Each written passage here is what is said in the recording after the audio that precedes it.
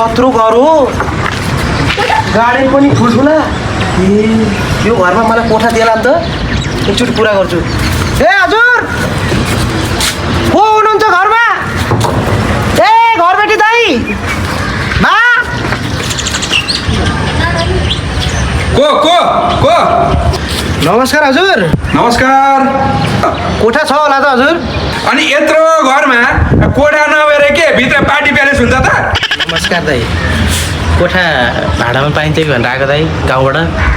कोठा त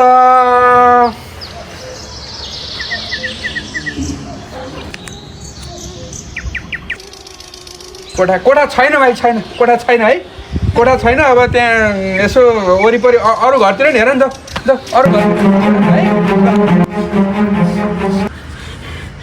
कोठा छैन भने भइहाल्थ्यो नि, यसरी धकाल्नु पर्छ?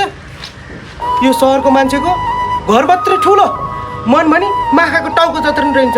मलाई यस्ताको घर बस्नु पनि छैन, गएँ म।